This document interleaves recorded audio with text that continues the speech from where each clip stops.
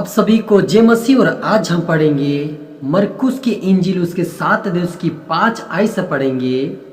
इसीलिए उन फरीसियों और शास्त्रियों ने उससे पूछा, तेरे चेले क्यों पूर्वजों की परंपरा पर नहीं चलते और बिना हाथ धोए रोटी खाते हैं।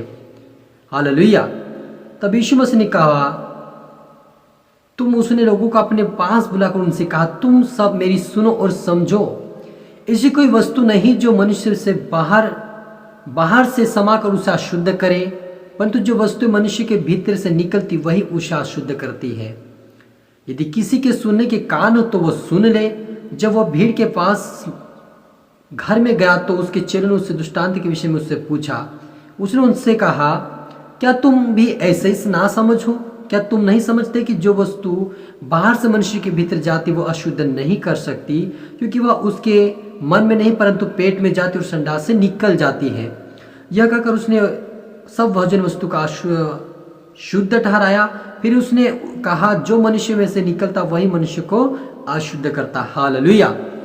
यहाँ पर मेरे अजीजों, जो फरीसी शास्त्री जो बड़े बड़े लोग थे, प्रभु यीशु मसीह के चेलों को खाना खाते हुए जो बिना हाथ धोए खाना खा रहे थे, तो यहाँ पर उसके चेलों से वो बोलते हैं कि तुम्हारे चेले, प्रभु यीशु मसीह से कहा कि तुम्हारे चेले तो बिना हाथ धोए खाना खा लेते हैं।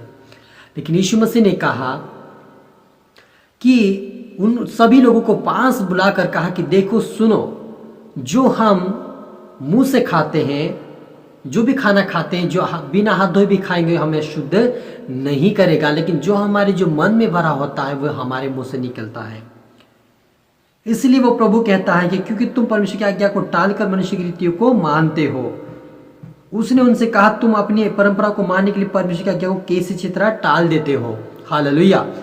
यहाँ पर प्रभु यीशु मसीह ने उन फरीसी और शास्त्री लोगों से इस स्पष्टता से कहा कि तुम परंपराओं को मान्यता ज्यादा देते हो, उसके अनुसार तुम बहुत चलते हो, कि प्रभु के वचन का पालन नहीं करते हो। हालेलुया। तुम परमेश्वर की आज्ञा को टाल देते हो और क्या करते हो? मनुष्य की रीति जो परंपरा उसको तुम पालन करने के लिए मनुष्य को सिखाते हो धर्मोपदेश करके, लेकिन आज्ञा का पालन नहीं करते। इसलिए जो कोई मनुष्य खाना जो खाता है बिना हाथ धोए भी खाए उसे अशुद्ध नहीं करता, लेकिन जो उसके मन में भरा रहता है, जो बाहर निकलता है उससे मुंह से, वो उसे अशुद्ध कर देता है। तो मेरे अजीजों, ये बात प्रभु यीशु मसीह ने अपने चेलों से और अपने फरीसी शास्त्री लोगों को सिखाने के लिए कहा और उनको सीख दे रहा था, क्योंकि वो ना समझ थे, क्योंकि वो जानकर भी अनजान थे कि प्रभु के वचनों का पालन नहीं कर रहे, लेकिन वो परंपराओं का पालन ज्यादा कर रहे थे।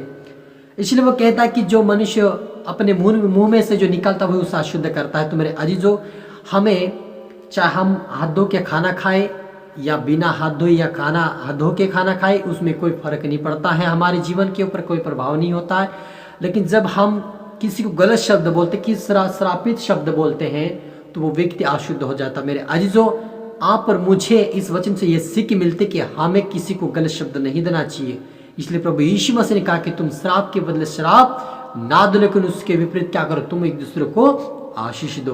तो मेरे अजीजों, आप और मुझे आशीष के कारण बनना है, किसी को श्राप नहीं देना है, क्योंकि प्रभु यीशु मसीह ने इस स्पष्टता से यहाँ पर कहा है कि जो तुम खाना खाते हो शुद्ध तुम्हें अशुद्ध नहीं करता, लेकिन जो तुम मुंह से निकालते हो वो तुम अशुद्ध करता है।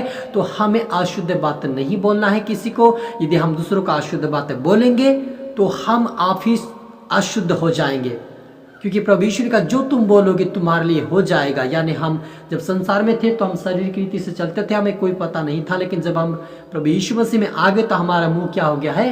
प्रभु यीशु मसीह के द्वारा हमारा जीवन क्या हो गया है? पवित्र शुद्ध हो गया उसके लहू के द्वारा। तो अब हमें गलत शब्द नहीं बोलना है, आप शब्द नहीं बोलना है कि हम खुद श्रापित हो जाए और जो हमें प्रभु आशीष देने जा रहा वो भी हमारी आशीष रुक जाए और हमें नहीं मिले और हमें दुख दर्द मिल जाए। तो मेरे अजीजों, आप और मुझे मनुष्य की परंपराओं का पालन अधिक से अधिक प्रभु से महत्वपूर्ण, प्रभु की बातों से, प्रभु की आज्ञा से उसके महत्वपूर्ण नहीं देना है। वो आज्ञा परंपरा तो हमें पालन करना ही करना है, थोड़ा सा जो हमें अच्छा लगे वो करना है, लेकिन सबसे ज्यादा हमें प्रभु के वचन के ऊपर ध्यान देना है, क्योंकि ये प्रभु यीशु मसीह का पवित्र वचन है। यदि इसको कोई तोड़फोड़ करेगा, उसको काट पीट करेगा, तो उसके प्रभु यीशु मसीह एक एक वचन का हिसाब लेगा, आप और मुझसे हिसाब लेगा। इसलिए आप और मुझे तोड़ फोड़ नहीं करना है। यदि प्रभु यीशु मसीह का जो वचन कहता है तुम आज्ञाकारी बनकर चलो, तो हमें आज्ञाकारी बनना है। आशीष देना है तो हमें आशीष को देना है, बुराई नहीं करनी, बुराई को भलाई से जीत लो, यही हमारे लिए अच्छा है, प्रभु यीशु मसीह कहता है। तो आज से हमें इस वचन के द्वारा प्रभु यीशु मसीह यही सिखाया है कि हम उसकी वचनों का और आज्ञाकारी का बनकर पालन करें और उसके वचन के निमित्त हमें आगे बढ़े। हालेलुया। तो हम प्रार्थना करें। धन्यवाद प्रभु यीशु मसीह पिता परमेश्वर खुदा में हर एक लिए प्रार्थना, जितने देखने वाले सुनने वाले के लिए प्रार्थना का आज के वचन से हर एक व्यक्ति आशीष पाए, ब्लेसिंग पाए। आज के वचन से पिता हर एक व्यक्ति परंपरा जो संसारिक रीति पर चलते उसका नहीं, लेकिन आपकी आज्ञाकारी बनकर चले।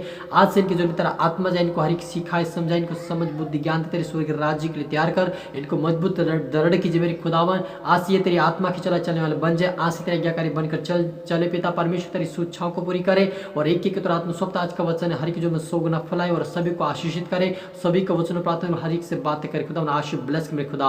ओ रूहा न रबा सीखे रे बेबे रूहा न रबा, वही तो तुम्हारी को छू ब्लेस के स्पर्श कर, सभी तेरे पवित्रता में तेरे पंख के में छुपा ले, सभी को समझ बुद्धि ज्ञान दे और आज के वचन इनको चलाए सिखाए समझाए मेरे पिता और आत्मिकता में बढ़ाए पिता और हर काम में सफलता पाए मेरे पिता। सब पुत्र आत्मा सौंपता अपने तरह सौंपते हुए ये प्रार्थना भाई यीशु तेरे मीठा मधुर नाम से मांगते हैं, आमेन। आप सभी को गॉड ब्लेस यू।